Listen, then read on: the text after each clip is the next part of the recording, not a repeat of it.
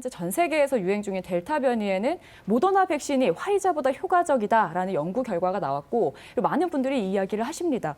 이게 이론적으로 맞을까요? 이거는 뭐 충분히 예상이 됐던 이야기입니다. 우리 방송에서 여러 차례 이제 다루어드리기도 했는데요. 우선 하나는 많은 전문가들이 백신을 모르니까 아무도 이 얘기를 하지 않아요. 그런데 제가 이 방송에서 여러 차례 말씀드렸거든요. 모더나 백신은 화이자 백신보다 1회 접종에서 양이 3.3배, 그러니까 그냥 3배 정도 많습니다. 무슨 말이냐면 그냥 백신 물질의 양, mRNA를 포함한 백신 물질의 양이 화이자를 1이라고 할 때 모더나는 3입니다. 3. 그래서 모더나는 효과도 뛰어나지만 부작용도 화이자에 비해서 많은 이유가 거기에 있습니다. 그러니까 지금과 같은 상황에서 가능하면은 강력한 면역 형성이 중요하겠죠. 델타 변이가 좀 더 확산이 크고 그렇다 그러니까 그래서 모더나가 효과가 좋은 겁니다. 두 곳에서 아주 심층적인 연구를 했는데요. 최근의 연구는 미국에서 전 세계에서 뭐 의료기관으로서는 최상이라고 할 수 있는 메이오 클리닉이라고 있습니다. 그 메이오 클리닉에서 최근의 연구 결과에 의하면은 모더나가 화이자보다 델타 변이에 대한 보호 효과가 더 뛰어나다. 또 얼마 전에 소개드린 것처럼 캐나다에서도 한 결과가 있는데 캐나다에서도 모더나가 화이자보다 더 뛰어나다는 거죠. 그러는데 이제 이것보다도 더 중요한 이야기가 있습니다. 이 보고들은 단지 백신에 있어서의 보호 효과, 즉 보호 효과라고 하면 여러 가지 이제 카테고리가 있을 수 있는데요. 그러는데 제가 좀 더 관심을 갖는 것은 뭐냐면은 위중증률로 이행하는 것과 사망률입니다. 위중증과 관련해서는 그러니까 이제 보고서가 다들 델타 변이와 관련해서 모더나가 화이자보다 상당히 많이 뛰어나다 이렇게 얘기를 하고 있는데 입원하는 거하고 그러니까 중증률로 빠지는 거하고 사망과 관련해서는 두 개가 별 차이가 없습니다. 둘 다 거의 80에서 90% 정도 약간의 차이가 있기는 하지만 그렇게 큰 차이가 없습니다. 그러니까 이제 보호효과라고 하는 측면을 뭉뚱그려서 얘기하면 모더나가 화이자보다 뛰어난 것은 사실이지만 위중증이나 사망률로 빠지는 것과 관련해서는 두 개 사이에서 큰 차이가 없다는 거죠.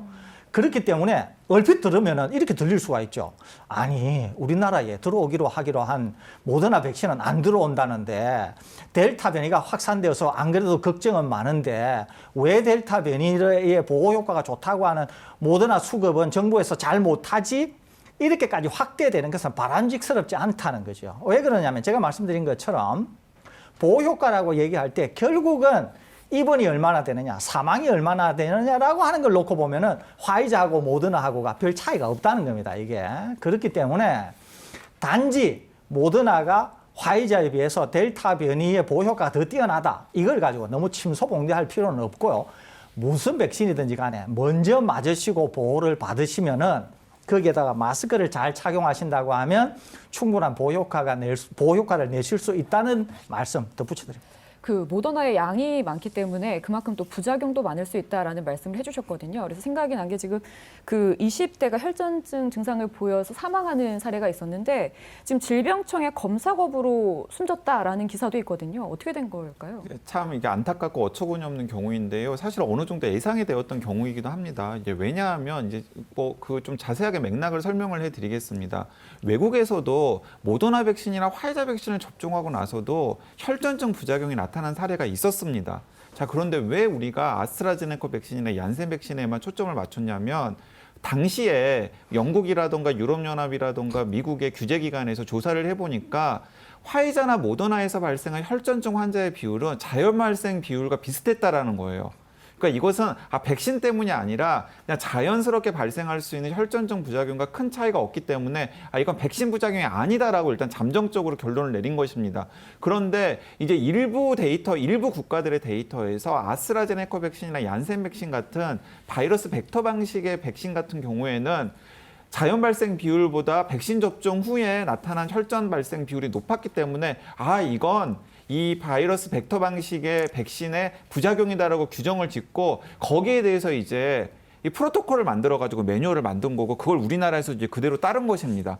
자, 그런데 제주도에서 이 모더나 백신을 맞고서 그리고 혈전증과 관련된 부작용 증상이 나타난 20대 환자를 놓고서 현장에 있는 이제 임상 의사들은 이거 전형적인 백신 접종 후에 그 가이드라인으로 우리한테 제시된 혈전 부작용 증상과 흡사하고 심지어는 혈액 검사를 해보니까 혈소판 수치도 떨어지고 있기 때문에 명확하게 확진을 할 수 있는 검사를 하게 해달라고 요청을 했는데 네. 이제 질병관리청에서 이건 애초에 우리가 이 혈소판 감소를 동반한 희귀한 혈전 부작용 사례가 나타난다라고 하는 이 바이러스 벡터 방식의 아스트라제네카나 얀센 백신이 아니기 때문에 검사를 할 필요가 없다라고 이제 반려를 한 겁니다.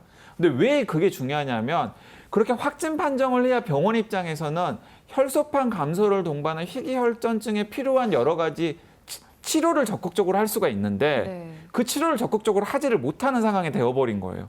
자, 그러다 보니까 시간이 지체가 되고 시간이 지체되어서 안타깝게도 이분이 사망하게 되었는데 지금 방역 당국에서 이제 인과관계 조사를 하고 있는데 인과관계 조사를 하면은 분명히 혈전증과 관련된 부작용으로 사망했다라고 결론이 날 가능성이 있어 보입니다. 자, 그러면은 이제 여러 가지로 이제 복잡해지는 거죠. 왜냐하면 아스트라제네카나 얀센 같은 경우에는 실제로 접종을 해보니까 희귀혈전증과 관련된 부작용 사례가 그렇게 많이 나타나지 않았거든요. 근데 지금 모더나 백신 접종하고 나니까 이제 이런 부작용 사례가 나타났잖아요. 위험도 평가를 어떻게 할 것인지 이런 것들이 또 문제가 될 것으로 보입니다. 네.